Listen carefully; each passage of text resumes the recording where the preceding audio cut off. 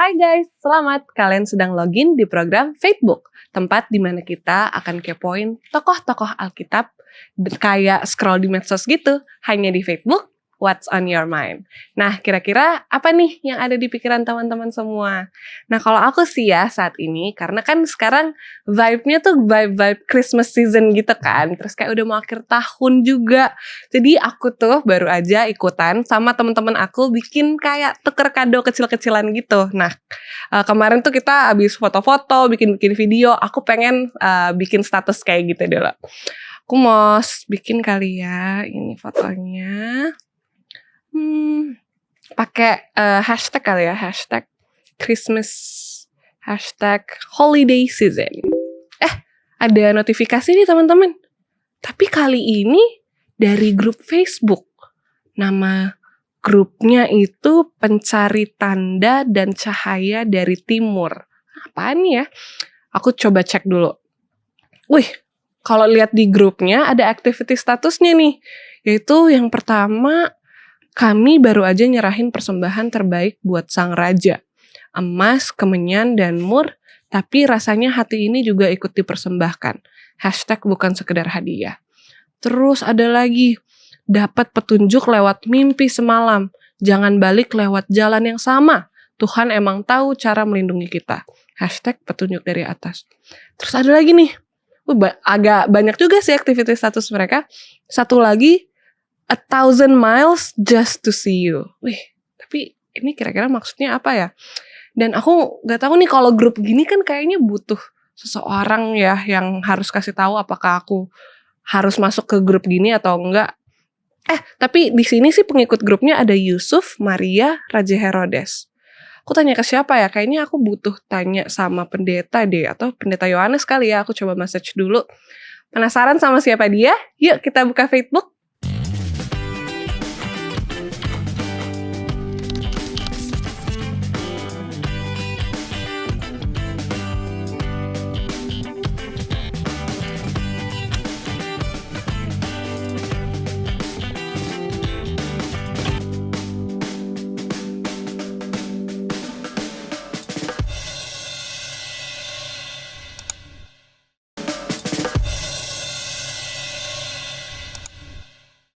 Login lagi di Facebook, What's on your mind? Nah, kira-kira apa nih yang ada di pikiran teman-teman semua? Kalau aku nih ya, masih penasaran sama invitation dari grup itu, yang tadi tuh, nama grupnya Pencari Tanda dan Cahaya dari Timur. Dan teman-teman, kalau mungkin ada yang kelewatan nih sama invitation group tadi, aku mau kasih tahu ya. Jadi pengikut grupnya itu ada Yusuf, Maria, dan juga Raja Herodes. Terus activity statusnya aku bacain salah satu kali ya. Salah satunya itu dapat petunjuk lewat mimpi semalam. Jangan balik lewat jalan yang sama. Tuhan emang tahu cara melindungi kita. Nah terus nih teman-teman, karena kan ini grup invitation ya, dan aku kurang tahu nih sebenarnya ini tuh siapa gitu. Jadi aku udah janjian dan saat ini aku udah ketemu nih sama Pendeta Yohanes Sinaga. Pendeta, terima kasih ya Pendeta sudah mau aku repotin nih Pendeta. Sama-sama ya nak. Iya, aku soalnya penasaran banget. Ini kan invitation group. Kalau friend request ya masih bisa dilihat lah. Ini agak serem-serem gitu kan. Iya, invitation group yang tiba-tiba masuk. Scam kan. Betul Pendeta, betul sekali. Kan tiba-tiba ada orang investasi. Betul. Iya lagi. Pendeta kayaknya pernah kena scam ya. Udah pernah. Jadi invitation group ini nih nonton iklan dapat uang. Betul. Dan ini sekarang nih Pendeta itu invitation group tentang nama grupnya Pencari Tanda dan Cahaya dari Timur. Kalau dilihat-lihat dari nama ininya, Pendeta, nama grupnya itu kayak yang biasa kita tahu itu loh Pendeta, yaitu 3 orang majus. Ya kayaknya memang tadi dari yang semua WhatsApp yang semua apa namanya tadi yang aktivitas yang tadi ditunjukin memang ini kayaknya identik sama 3 orang majus. Ya, dan memang orang majus ini adalah tokoh-tokoh yang menarik dan banyak banget hal-hal yang tersembunyi yang belum pernah kita tekankan sebelumnya. Jadi makanya kayaknya penting bagi kita untuk membahas sebelum lo join untuk grup itu. Iya betul. Dan memang lo harus join. Hanya sekarang pertanyaannya kan, apa saja yang begitu menarik mengenai grup ini, terutama tentang 3 orang majus. Iya betul Pastor. Betul kan? Lo mau tau nggak kalau kadang-kadang sebenarnya itu mengenai orang majus ada begitu banyak mitos-mitos yang kita percayai. Oke, mitos apa tuh Pastor? Bisa tebak gak yang pertama? Yang pertama kalau lo nonton film Natal nih, oke. Kemudian begitu muncul orang Majus, itu biasanya jumlah mereka berapa orang? 3 kan? Yang umumnya orang-orang tahu juga biasanya 3. Ya cuma itu umum dan juga di kayak dekorasi-dekorasi Natal yang ada di mall-mall itu kan, itu biasanya 3 orang Majus. Iya, betul. Tapi kalau lo lihat Alkitab nggak pernah mention explicitly berapa jumlahnya. Itu tuh nggak pernah banget. Oh, Ya terutama kalau ada lagu yang bilang Three Kings kan, 3 raja yang datang gitu. Jadi pertama mereka itu jumlahnya bukan 3. Nah, kalau gitu dari mana kita dapat angka 3-nya? Nah, itu dari mana, Pastor? Dari mana?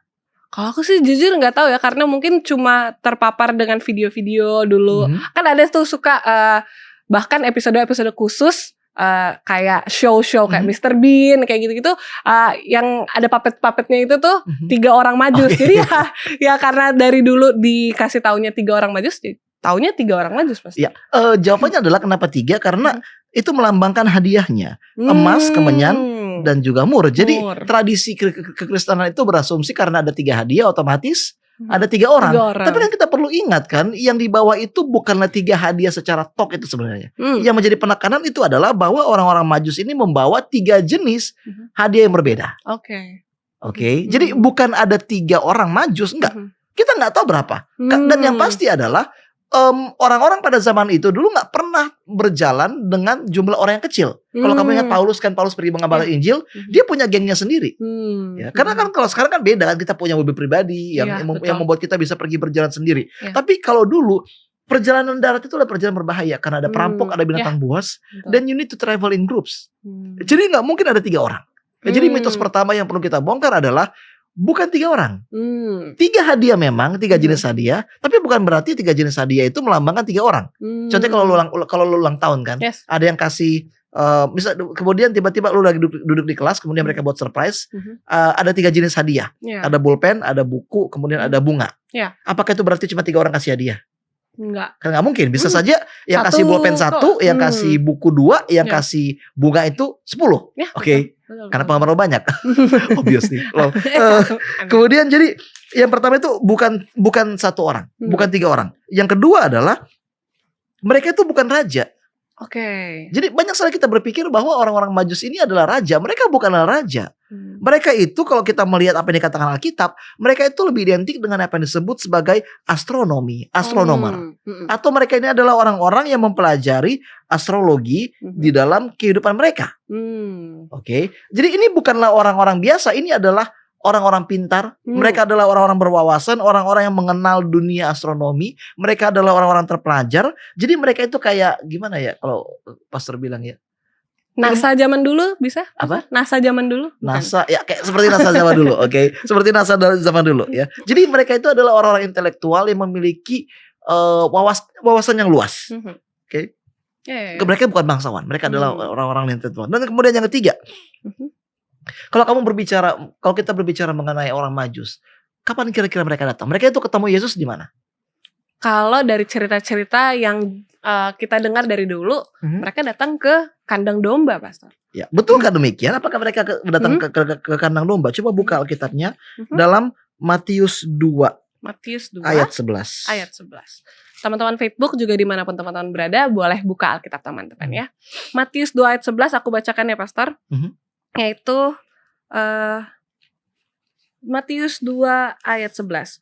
Maka masuklah mereka ke dalam rumah itu dan melihat anak itu bersama Maria, ibunya, lalu sujud menyembah dia. Mereka pun membuka tempat harta bendanya dan mempersembahkan persembahan kepadanya, yaitu emas, kemenyan, dan mur. Ya, jadi dikatakan bahwa mereka berkunjung melihat Yesus di mana katanya? Kalau di sini sih berdasarkan ayat ini ya, masuklah mereka ke dalam rumah. Ke dalam rumah. Jadi mereka nggak datang pada waktu Yesus di kandang domba, enggak. Mereka datang tuh nanti. Dan kita lihat bahwa Yesus itu mulai dipersekusi oleh Herodes ketika dia berusia 2 tahun. Jadi kemungkinan ketika orang-orang Majus itu datang, mereka itu datang ketika Yesus itu masih berusia 8 bulan, 9 bulan, 10 bulan. Ya, jadi mereka itu tidak tiba-tiba langsung datang setelah gembala-gembala, enggak. Itu nanti.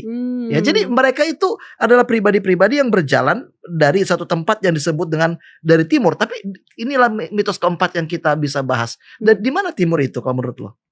Timur. Wah, kalau masalah geografi nih aku agak kurang nih, Pastor.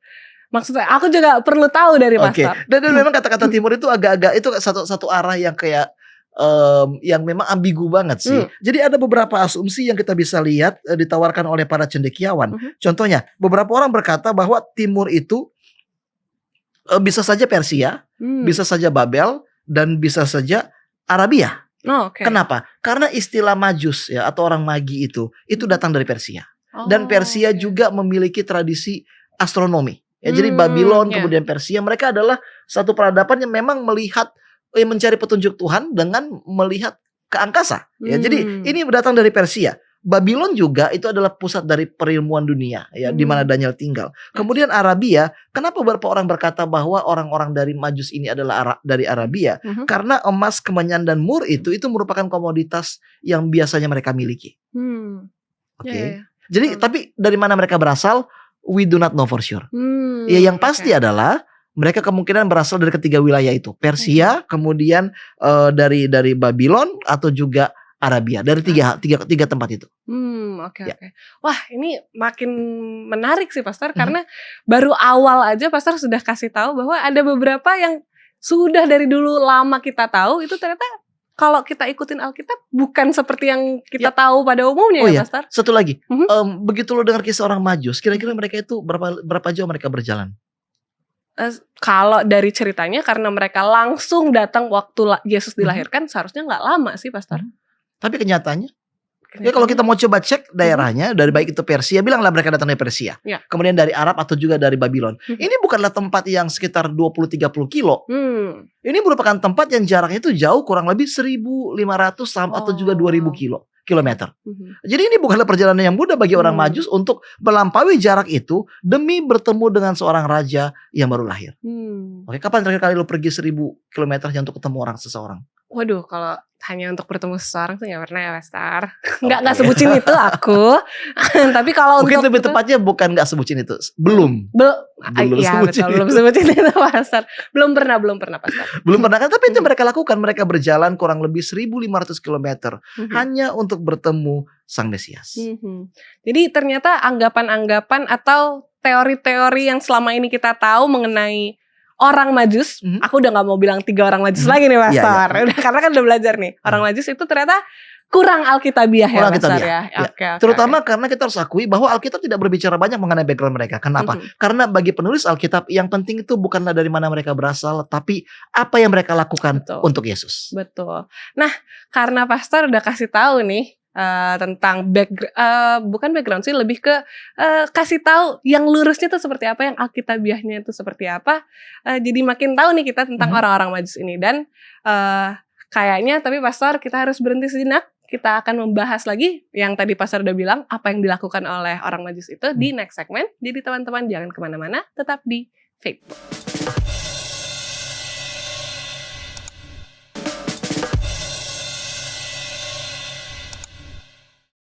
Login lagi di Facebook, What's on your mind? Nah, kira-kira apa nih yang ada di pikiran teman-teman semua? Kalau aku sih ya masih penasaran nih sama pendeta Yohanes, yaitu sama orang Majus itu Pastor.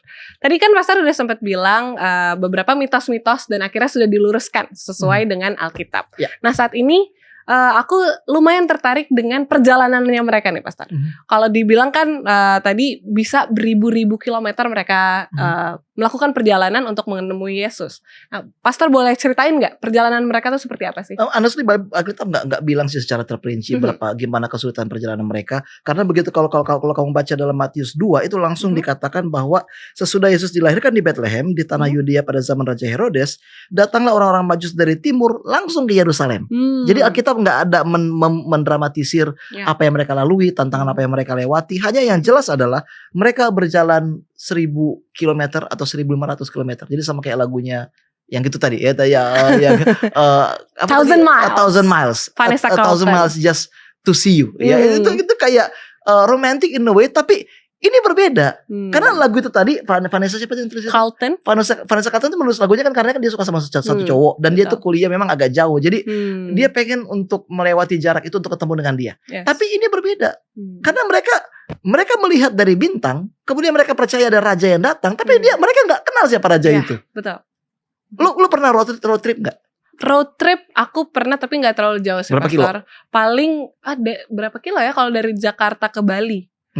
Jakarta Bali, Bali Jakarta, dan biasanya suka ini dulu mampir ke Jogja atau mampir ke kota-kota yang dilewatin, Banyuwangi gitu-gitu. Ya, tapi lu kayak road trip. Lu tahu tujuan lu kan?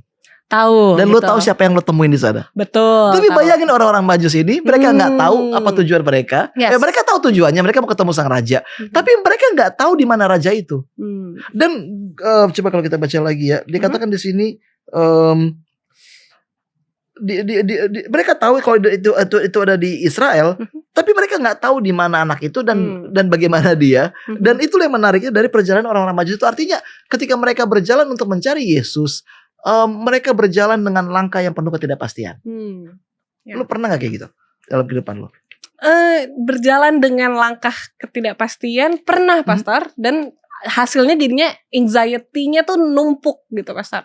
Kayak pernah aku melakukan perjalanan ke Bolang Mongondo dari Air Madidi untuk mengetahui sesuatu yang belum pasti. Tapi gak bisa diceritakan di sini, maaf ya teman-teman.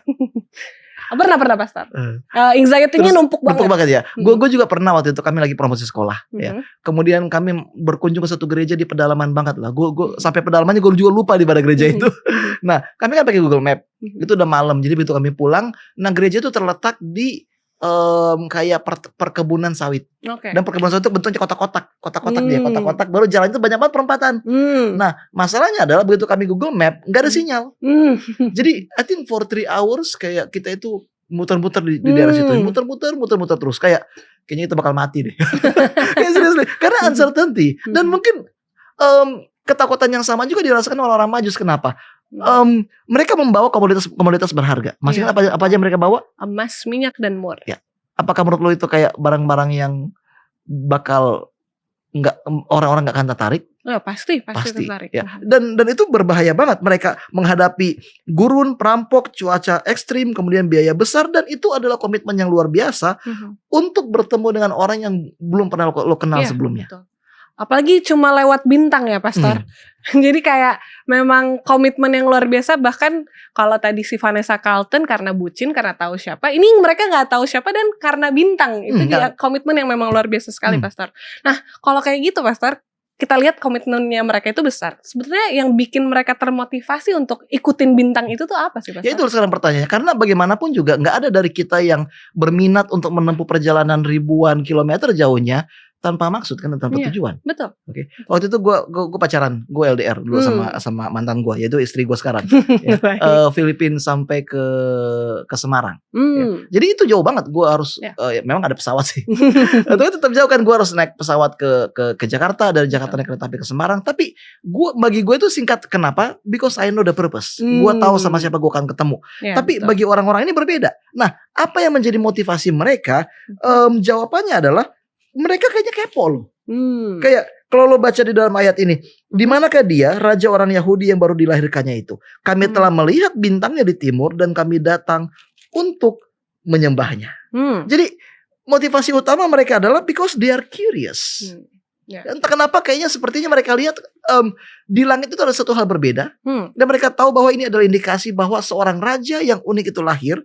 Dan bagi mereka nggak ada yang bisa menghentikan keinginan mereka untuk mengetahui siapa raja itu. Artinya dalam kata lain, mereka itu siap mempertaruhkan segalanya ya untuk satu hal yang mereka percayai. Ya betul. Okay. Itu satu hal yang bisa kita take away juga ya, menjadi key takes away, bahwa ya kita belum tahu nih, kita mungkin saat ini kita nggak bisa punya kontak langsung dengan Tuhan. Dan kadang kita ngerasa Tuhan tuh jauh banget, tapi dari kisah orang Majus ini kita bisa percaya dan yakin bahwa Tuhan itu ada ya, Pastor. Jadi ya harus ada conviction, conviction bahwa memang ini memang kalau kita pakai istilah semesta, kan memang semesta berkonspirasi. Betul, ya itu kayak kata-kata di Paulo Coelho sebenarnya. Tapi gue juga mau tekankan bahwa kita kadang-kadang perlu conviction yang sama, bahwa kita harus memiliki drive untuk mengenal Tuhan dalam semua kepenuhannya dan berbangga atas pengetahuan kita di dalam Dia. Dan lebih uniknya lagi, orang-orang Majus ini datang dari mana kemungkinan?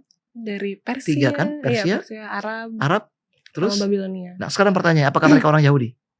Seharusnya bukan. Oke. And that's the beauty of it. Karena kalau kita melihat dalam kitab Lukas kan gembala-gembala yang bukan siapa-siapa datang kepada Yesus. Kitab Matius justru menawarkan bagaimana orang-orang Majus yang bukan orang Yahudi, justru mereka itu bersemangat untuk mencari Yesus. Oke, bersemangat untuk mencari Yesus. Bagaimana dengan orang-orang yang ada di Yerusalem? Setauku Raja Herodes justru kayak merasa terancam gitu, Pastor. Jadi agak berbeda vibes-nya dengan orang-orang yang ada dari timur. Buka Alkitab. Buka Alkitab, okay. Coba Matius 2 ayat 5. Matius 2 sampai 6. Oke, Matius 2 ayat 5 sampai 6 aku bacakan. Matius 2 ayat 5 sampai 6 berbunyi, mereka berkata kepadanya, di Bethlehem di tanah Yudea, karena demikianlah ada tertulis dalam kitab Nabi. Dan engkau Bethlehem, tanah Yehuda, engkau sekali-kali bukanlah yang terkecil di antara mereka yang memerintah Yehuda. Karena daripada mula akan bangkit seorang pemimpin yang akan menggembalakan umatku Israel. Nah ini menarik, kenapa? Karena orang-orang Yerusalem sendiri tahu nggak para ahli Alkitab ini mengenai kelahiran Yesus? Ya. Tahu apa dibilang? Bahwa mereka menggunakan ayat dari Mika 5 ayat 2. Mereka memberikan kutipan langsung. Dan mereka itu hidup hanya 8 km dari Bethlehem. Dekat, mereka itu dekat. Tinggal ngesot aja. Tapi perhatikan, bahkan setelah mereka menerima kedatangan orang-orang Majus, setelah mereka membaca ayat itu, tapi tidak ada satu orang pun yang mendampingi orang-orang Majus ini untuk pergi ke Bethlehem. Jadi justru yang tahu malah, kalau bisa dibilang yang tahu tentang ini dari lama bahkan malah diam, yang nggak tahu dan lihat satu kali langsung berbuat sesuatu ya pendeta. Ya, dan itu kayak ironis banget. Kenapa? Banyak dari kita mengenal Yesus, tapi kita nggak buat apa-apa tentang dia. Tapi banyak orang juga tidak mengenal Yesus, mereka hanya lihat bintang aja. But then they are doing something with the truth that they know of. Oke, jadi jarak kita kepada Yesus itu tidak menjamin passion kita dengan dia. Oke, itu kayak word of the day gak sih? Iya, betul. Ya, itu gak menjamin. Ya, jadi bukan berarti karena lu dekat sama gereja, lu pasti lebih passionate untuk hal-hal gerejawi. Enggak. Oke, justru orang-orang Majus yang hidupnya itu berkilometer jauhnya, mereka itu lebih semangat untuk mencari sang juru selamat daripada orang-orang yang besar di dalam lingkungan Yahudi yang mempelajari nubuatan dan begitu dekat tinggalnya dengan Bethlehem. Wah, ini jujur aja ya, aku merasa tertampar sih Pastor dengan kisah dari orang-orang Majus ini. Kadang ya seperti apa yang Pastor bilang, kita yang mungkin terlihatnya itu ada di dalam gereja, aktif pelayanan, justru mungkin kita yang paling jauh ya secara relationship bersama-sama dengan Tuhan, tapi berbeda dengan orang Majus ini. Semakin menarik nih Pastor kisah tentang orang-orang Majus ini, tapi kembali lagi kita akan membahas mengenai orang Majus di next segment. Jadi teman-teman jangan kemana-mana, tetap di Facebook.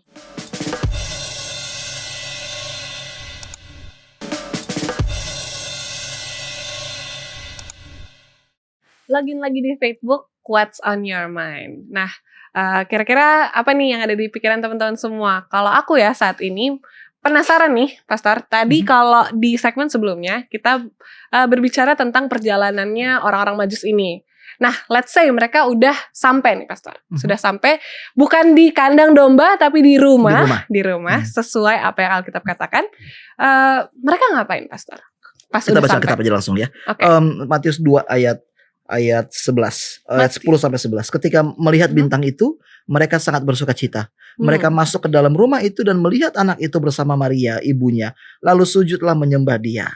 Mereka pun membuka tempat harta bendanya dan mempersembahkan persembahannya kepadanya, yaitu emas, dupa, dan mur.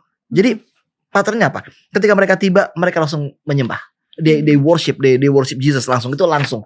Tapi ini bukanlah jenis penyembahan yang biasa. Kenapa? Karena ketika mereka datang, ya, mereka itu menyembah Yesus, tapi mereka nggak berhenti di situ saja. Mereka bawa dengan diri mereka persembahan. Apa tadi persembahannya 3, masih ingat? Ya, emas, minyak, dan mur. Kenapa harus 3 hal itu? Nah, apa itu? Kenapa nggak iPhone? Zaman itu belum ada dong, Pastor. Ya, kenapa harus emas, kemenyan, dan mur? Kenapa nggak bunga krisantinum? Kenapa nggak domba? Kenapa nggak unta? Kenapa harus emas, kemenyan, dan mur?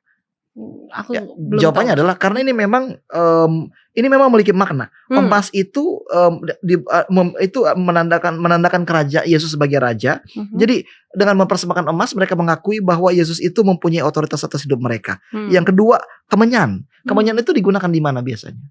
untuk wewangian kan, ya wewangian. Nah itu juga kemenyan itu biasanya digunakan juga dalam worship settings. Ya, artinya apa? Mereka juga mengakui Yesus sebagai imam dan Tuhan mereka. Dan yang ketiga adalah mur. Ini agak aneh nggak? Kamu pernah dengar mur nggak? Aku nggak tahu sih. Mungkin kalau bahasa Inggris itu mir sebenarnya. Ya, apa yang dimaksud dengan mir? Ini adalah kayak mur itu kayak satu wewangian. Tapi uniknya adalah ini digunakan untuk orang meninggal. Oh, oke. Ya, jadi untuk balm itu sebenarnya. Kenapa? Karena ini menandakan kematiannya. Jadi Yesus sebagai emas itu adalah Yesus sebagai raja, kemenyan itu Yesus sebagai Tuhan, atau juga sebagai imam, dan mur itu menandakan Yesus sebagai juru selamat yang mati. Oh, wow. Oke. Dan ini bukan hal yang murah. Ini bukan hal yang murah. Ini adalah hal-hal yang sangat-sangat mahal. Ini sangat-sangat mahal. Sangat-sangat mahal. Artinya apa? Begitu lu datang menyembah Tuhan, lu harus bawa persembahan. I mean kayak every worship, setiap penyembahan kita itu adalah satu hal yang costly. Dan justru kalau lo nggak kalau penyembahan tanpa persembahan itu adalah omong kosong kalau menurut gue. Itu adalah kehampaan, supaya rhyme. Ya, itu adalah kehampaan. Kenapa?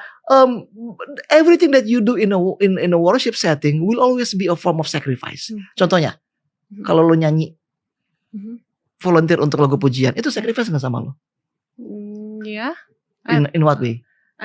Kalau aku sih memang karena suka nyanyi kali ya. Itu still a sacrifice. Kenapa? Karena lo latihan. Oh iya betul. Dan karena lo tahu juga bahwa ketika lo nyanyi, you are opening yourself to critics. Yes. Ya, jadi semua pelayanan yang kita lakukan itu adalah pengorbanan. Dan kita nggak bisa menyembah Tuhan tanpa pelayanan. Oke. So untuk orang-orang muda ya, kita nggak bisa jadi orang muda yang apa itu istilahnya itu? Yang suka lompat-lompat gereja, church hopping. Oke, nggak bisa. Ketika kita berbicara bahwa saya menyembah Tuhan, lo harus bawa persembahan dalam diri lo. Dan persembahan itu tidak lain adalah pengorbanan yang lo tunjukkan dengan berpartisipasi di dalam gereja. Artinya orang Majus itu, well, they sacrifice everything, their time. Yes. Dan itu bukan 1-2 hari, enggak. 3-6 bulan. Dan mereka juga mengorbankan uang keuangan mereka untuk membawa persembahan yang mulia kepada Yesus. Dan itulah sebabnya kenapa nanti Yesus mempunyai uang untuk melarikan diri ke Mesir. Oke. So what do you think? Ya, Pastor. Jadi ya salah satu hal yang sangat kena denganku adalah ya penyembahan itu harus ada sacrifice-nya. Kadang kita suka lupa, kadang ya being a Christian is enough. Padahal sebenarnya ada hal-hal yang perlu kita korbankan juga. Gak harus necessarily harus selalu materi, right, Pastor? Ternyata juga tadi Pastor juga sudah bukakan kepada kita semua bahwa waktu kita opening up ourselves to be criticized by others juga itu juga salah satu sacrifice yang kita lakukan. Nah, sekarang pertanyaannya, gue juga ambil like, apa emas dan kemenyan dan mur kamu? Apa yang sudah kamu berikan kepada Tuhan? I think that's the question that we need to hear. Apa yang sudah kita berikan kepada Tuhan? Apakah itu pekerjaan kita, waktu kita, financial security, relationship goals gimana? Oke. Ya, betul. Bisa nggak kita buat itu menjadi persembahan yang harum kepada Tuhan? Ketika kita tahu bahwa kayaknya ini nggak sesuai sama kehendak Tuhan deh. Lanjut atau terus? Oke. Itu pertanyaannya kan, kenapa? Karena kalau kita datang kepada Tuhan tanpa persembahan, dan it's a waste of time and a waste of money. Oke, jadi gue pengen juga bilang sama ke Yana, what is your offerings to God? Itu yang perlu kita tanya juga kepada Tuhan dalam diri kita masing-masing. Ya, ini pertanyaan retorika kan ya, Pastor ya. Jadi untuk reflection kan ya, Pastor. Ya lumayan. Dan Pastor, aku ada agak satu menarik nih, Pastor, mengenai orang-orang Majus itu, bahwa mereka menyembah, Pastor, menyembah langsung pas datang di rumah, bukan di istana. Yang mereka kan expect raja kan, Pastor. Nah ini kayaknya nggak terlalu gimana ya, nggak terlalu Instagramable, Pastor. Ya itu makanya kalau kita melihat bagaimana konsep persembahan, well it's always something that is like simple and profound. Jadi kita sering kali merasakan, kalau kita posting sesuatu tentang pelayanan itu harus glorious, harus banyak yang harus bisa dikomersialisasi. Begitu kita posting tentang pelayanan itu harus wow ya. Kita sering mengandalkan vibes untuk kebaktian, tapi mungkin begitu kita lihat kayak kondisi Yesus di rumah biasa, bukan di istana, mereka nggak bilang, ya ampun, ini yakini raja.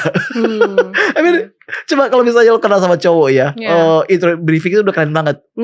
Terus tiba-tiba pas lo ketemu lah kok gini. Iya betul. Pasti lo ngeluh, tapi mereka nggak ngeluh. Mereka they did not second guess. Mereka nggak berpikir, oh kayaknya bintangnya salah nih. Apa mungkin tetangganya kali ya? Enggak. Tapi mereka langsung berikan apa yang mereka bawa. Kenapa? Karena mereka tidak peduli dengan packaging, nggak ada. Mereka datang untuk melihat raja, bukan untuk mencari istana. Betul. Nah sekarang dalam kehidupan kita apa yang kita cari? Raja atau istana? Oke. Apa yang kamu cari? Dan tapi ini juga pastor bisa jadi salah satu yang very relatable terhadap anak-anak muda. Kadang apa yang kita doakan, apa yang kita harapkan itu berbeda dengan apa yang realita kita hadapi, pastor. Dan kisah dari orang Majus ini memberikan pelajaran kepada kita. Gak selalu jawaban doa Tuhan itu dalam bentuk yang grande, gak selalu dalam bentuk yang sesuai kita harapkan. Dan berarti itu apa ya, pastor? Salah satu traits dari mereka bukan rendah diri sih, open up untuk hal yang di luar harapan, which yaitu sederhana. Raja kan seharusnya berada di istana. Kadang anak-anak muda ini, pastor, kalau misalnya pengen, let's say, lagi nyari pekerjaan, maunya yang ini, tapi ternyata dikasihnya yang lain. Dan kadang kita jadi kecewa, pastor. Gimana pendapat? Dan memang perjalanan orang Majus itu kan kayak penuh dengan lika-liku ya. Pertama mereka harus ikuti bintang, dan mereka kayak nggak tahu di mana bintang itu akan berhenti. Itu pertama. Tapi bahkan ketika mereka tiba di rumah Yesus, begitu pulangnya lagi, mereka disuruh gerak lagi jauh, ya, untuk pulang dengan rute yang sama. Menurut itu bakal lebih dekat atau lebih jauh? Jauh sih, pastor. Mereka jauh, kenapa? Karena memang encounter with Jesus always change the direction of your life. Itu hal yang indah. Tapi ya itu mungkin direction itu mungkin bukan satu hal yang lo suka, ya, dan bukanlah bagian dari rencana lo. Tapi it always leads you to somewhere. Jadi it's not just about the journey to Jesus, but it's a journey after you met Jesus. Jadi tahu dari mana kita bahwa kita telah memiliki encounter yang normal dengan Yesus? Well, transformasi. Ya, kita menjadi pribadi yang berbeda. Ada lagunya kan, aku yang dulu bukan, enggak itu beda. Kayak kasih apa ya, satu lagu itu yang kayak kasih Yesus itu mengubahkan kita. Anyway, I cannot recall the song. Gue selalu bawa ke lagu itu. Ya, tapi kita akan pernah menjadi orang yang sama. Dan di sini ada juga konteks-konteks yang berbeda. Contohnya, orang Herodes mengenal Yesus, ya, merasa terancam, kemudian itu mengarah kepada kematian begitu banyak bayi-bayi. Ya, orang-orang ahli Taurat, mereka mengenal Yesus, apatetik, nggak peduli. Dan jadi akhirnya kehidupan rohani mereka stagnan. Orang-orang Majus, mereka melihat tanda itu, mereka mencari Yesus, mereka diubahkan, dan mereka menjadi manusia yang baru. Jadi nggak semua yang mengenal Yesus itu diubahkan. Nah sekarang pertanyaannya, are you willing to be part of the journey? Wah, bagus banget ini. Bisa dipotong lagi untuk video-video singkat nih, pernyataan-pernyataan dari Pastor Yohanes ya. Namun nih Pastor, udah gak kerasa kita ternyata sudah ada di akhir profile visit kita. Bukan profile visit berarti, group invitation visit kita.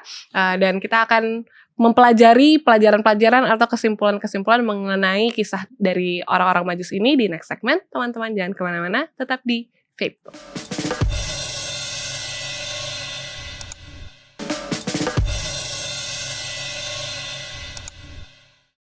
Login lagi di Faithbook, What's on your mind? Nah, Pastor dan juga teman-teman, kita sudah ada di akhir group invitation kita nih, Pastor.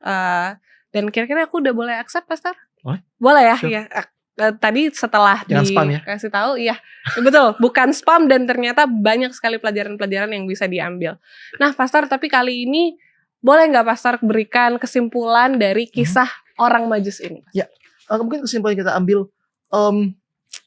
Orang Herodes kemudian juga ahli Taurat itu, they know so much. Ya, mereka punya pengetahuan yang dalam, tapi sayangnya mereka itu nggak berbuat sesuatu dengan pengetahuan mereka. Tetapi orang-orang Majus itu berbeda. Mereka hanya lihat bintang di atas loh. Dan ketika mereka melihat bintang, mereka langsung berpikir kayaknya kita harus pergi. Sometimes knowing, kayak mengetahui terlalu banyak itu nggak selamanya sehat. Ya contohnya, waktu lo pacaran kan, you want to know everything about the guy, for sure. Tapi pernah nggak lo rasa kadang-kadang semua yang lo tahu itu kadang-kadang nggak akurat. In the end, pada akhirnya lu harus tahu dia secara pribadi.